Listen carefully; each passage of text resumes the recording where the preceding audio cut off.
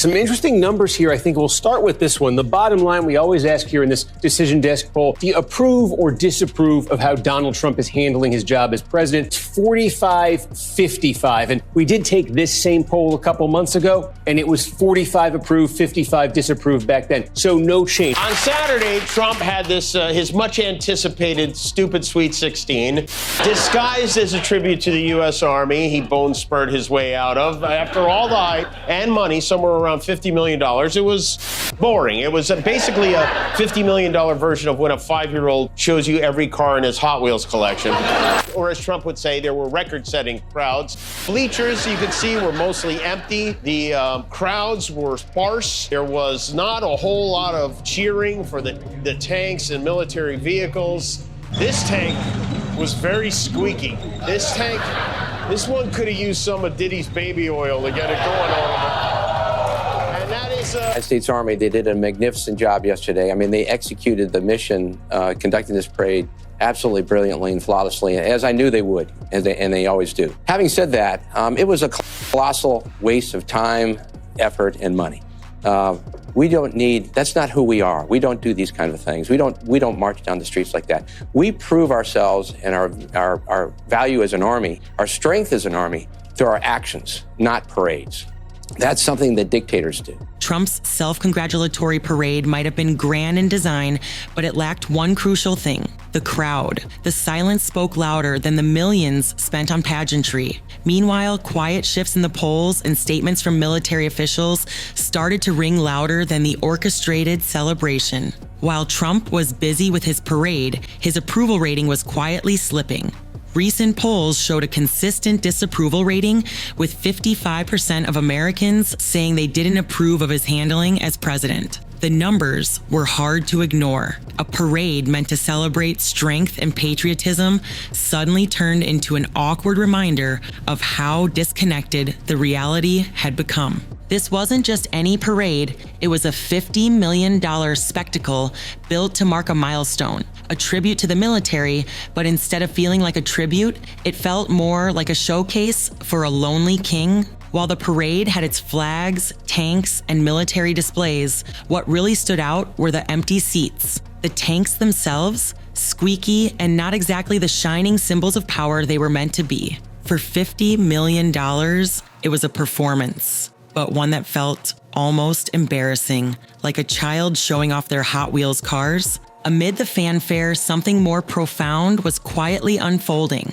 General Mark Milley, in stark contrast to the parade's visual spectacle, offered his own kind of tribute, one rooted in responsibility, not spectacle. And if you go to any of the big No Kings rallies on Saturday, make sure to stop by the Antifa accounting table to pick up your check. You will be paid. And the sick individual who's making this happen is busy planning his big birthday parade, or as I'm calling it, Farty Gras. Trump is having a parade tomorrow. He claims the parade, which will cost American taxpayers somewhere in the neighborhood of $50 million, is meant to celebrate the 250th anniversary of the Army. And who better to lead that celebration than a felon who dodged the draft by getting a note from his father's podiatrist? And Donald Trump has stolen this money, essentially taken it and used it under priority. So I think that it was what happened yesterday, although wonderful to watch and behold, and great to see soldiers do well, it was a colossal waste of time, money, and effort. The former chairman of the Joint Chiefs of Staff, Mark Milley, said, "No one has ever been more dangerous to this country than Donald Trump, and he is a fascist to his core." He is the most dangerous person ever. I had suspicions when I talked to you about his mental decline and so forth, but now I realize he's a total fascist. He is the most dangerous person to this country, a fascist to the core. Milley repeated to me, I will never forget the intensity of his worry. General Milley, without naming names, made it clear that the military answers to the Constitution, not any individual. His words weren't a critique of the parade, they were a pointed reminder of who truly holds power. When a former general speaks of loyalty to the Constitution over loyalty to a person, the implications are undeniable. As Trump's birthday parade fizzled out, the people gathered to remind us of something more significant: who this nation is for and who it answers to. Retired General Anderson spoke candidly, calling the parade a waste of time and money. Parades aren't how the military proves its strength. Strength is proven through action, not through colorful displays for cameras. But the message was clear. This wasn't just a parade, it was a statement about power, and a reminder that those in power aren't necessarily the ones who have earned it. Behind the military's flawless execution lay a stark contrast between what the parade stood for and what many saw it as. A reminder of how power can be misused in the hands of someone who doesn't understand the value of duty. General Mark Milley's sharp remarks about loyalty to the Constitution cut deeper than the tanks rolling down the avenue.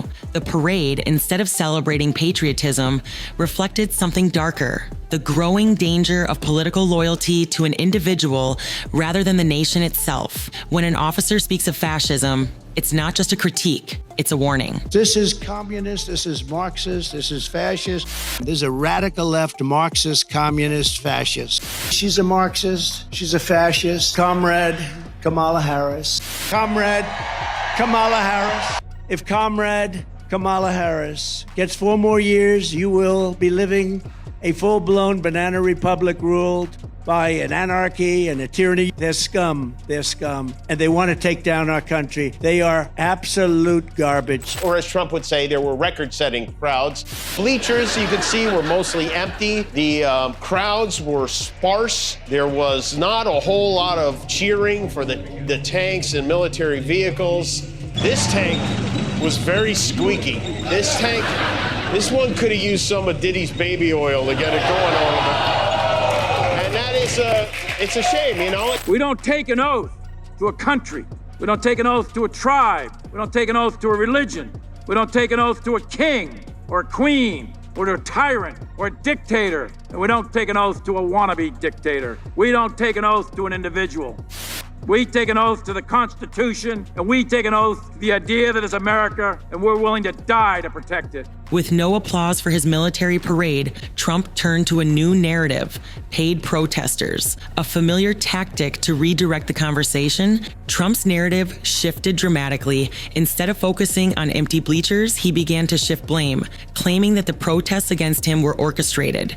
Paid agitators, he called them. In doing so, he tried to rewrite the story, taking focus off his parade and turning it onto the protests that had already swept across the country. Amidst the chaos, the loudest protest wasn't a chant. It was silence. It was the emptiness of those bleachers, the lack of support that was telling its own story. As the parade continued and the tanks rolled on, the lack of energy from the crowd was deafening. The real protest, it seemed, wasn't in the streets or in the media. It was in the quiet, in the absence of excitement. The silence of the crowd said everything that words could not. As Trump basked in his spectacle, the real story was unfolding in the streets. Millions of Americans gathered, not in celebration, but in protest, sending a clear message that power doesn't come from tanks or parades. It comes from the people. Across the country, from Philadelphia to Los Angeles, millions gathered to show their dissatisfaction. In New York, 200,000 voices rang out. In Los Angeles, another 200,000. These weren't just protests. They were declarations that power lies with the people, not in the hands of any one man. The streets were alive with energy, and it wasn't in support of the president, it was in defiance. Demonstration in Torrance down in the South Bay here. There were thousands of people there, all peaceful, friendly, no trouble. There weren't even any police around, but there were a lot of very creative signs. There are so many great signs like this. If Melania doesn't have to live with them, why do we? You know it's bad when a straight white guy is marching. And you made an Asian stand in the sun, you monster. Nobody's eating the dogs. Trump has a mugshot, my parents don't. I see the way Melania looks at Gavin Newsom. And you suck in Home Alone, too. A lot of work. In Torrance, California, creativity became a tool of protest. And it wasn't the usual chants or signs. It was the satirical humor that made the message stick. Signs in Torrance carried sharp humor, satirical, biting, and full of truth. If Melania doesn't have to live with him, why do we? One sign read, in a place where many took to the streets to stand against what they saw as dangerous leadership, the loudest voice wasn't from a megaphone, it was from the creativity of protesters who used their wit and humor to send a message. And then, the most significant moment came not in the form of protest or praise, but in the clear reminder of what the country's foundation is really about. In the words of the protesters, we take an oath to the Constitution, not to a king. In a moment of quiet reflection amidst the chaos of the parade and the protests, the true heart of the country's ideals emerged in a way that couldn't be ignored. It wasn't about the empty bleachers, the squeaky tanks, or the showy military displays. It was about the deep, unwavering commitment to a set of principles that have held the nation together through decades of conflict and change.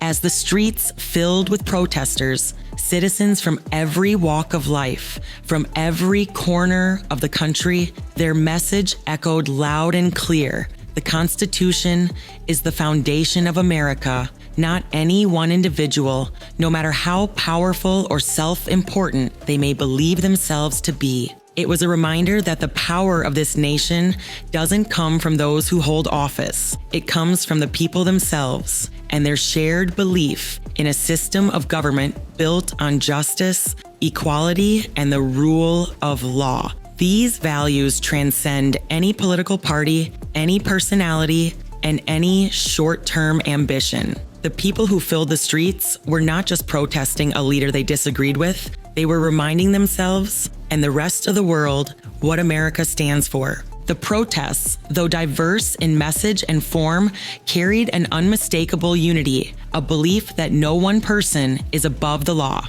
We take an oath to the Constitution, not to a king, one sign proclaimed. It was a direct response to the spectacle of a leader who seemed to consider himself above accountability, who thought that loyalty should be pledged to him personally, rather than to the democratic ideals that have made America a beacon of hope to the world. And then, across the nation, similar messages rose in a chorus of defiance. We've got no kings here. We've got no queens here. We've got no emperors. We've got no titles of nobility here. President Trump, happy 79th birthday. Sorry we couldn't make it to your party, but we did pay for it. You are not our king, and we are not your subjects. We will never be your subjects. The people are sovereign, and we are all equal in the eyes of the law. All of us born here on this land are citizens, and your executive order is nothing but bad graffiti on the Constitution, and we're gonna wash it off today. In Philadelphia, protesters held up their signs, not just demanding change, but asserting their right to speak truth to power. You are not our king, read one sign. We are not your subjects. In a world where it can sometimes feel like the lines between power and dictatorship blur, these words were a deliberate and powerful statement that the American people will not be silenced. They will not bend the knee. They will not accept a future where the leadership of the country is more about personality than principle. This was not just an anti-Trump protest. This was a profound reminder that the very essence of the country, the promise that every citizen, regardless of their background or status, is equal before the law, was at stake. The protesters were not simply making a political statement. They were making a moral one. They were reminding America and the world that democracy isn't just a system, it's an ideal that requires constant vigilance, active participation, and an unyielding commitment to the principles upon which it was founded. And there, amidst the signs and the chants, the larger truth was clear. The Constitution doesn't just protect the rights of the powerful, it protects the rights of all citizens. The protesters weren't marching for a different leader, a different party, or a different ideology. They were marching for the Constitution itself, for the enduring idea that the people, not the government, are sovereign. They were marching to remind the nation that power in a democracy only comes from the people, not from the crown, the military, or any singular figure who believes themselves to be above the law. As the crowds gathered, their message was unmistakable. America is not a monarchy, and it will never be ruled by a king. The people of this nation will always stand up for their rights, for their freedoms, and for the enduring strength of the Constitution. They are not subjects to any leader, but citizens of a country that belongs to everyone. And if that idea is ever threatened, the people will rise, not just to protest, but to defend the principles that have made America the land of freedom, equality, and opportunity. In a time when it often feels like the very fabric of democracy is being pulled apart, these protests served as a powerful reminder that the true power of America lies in its citizens. They may not always agree on policy, they may not always agree on leadership, but they are united by one fundamental truth. This country was not founded to serve one man, one party, or one ideology. It was founded to serve the people. The people are sovereign, and the Constitution is their guiding light.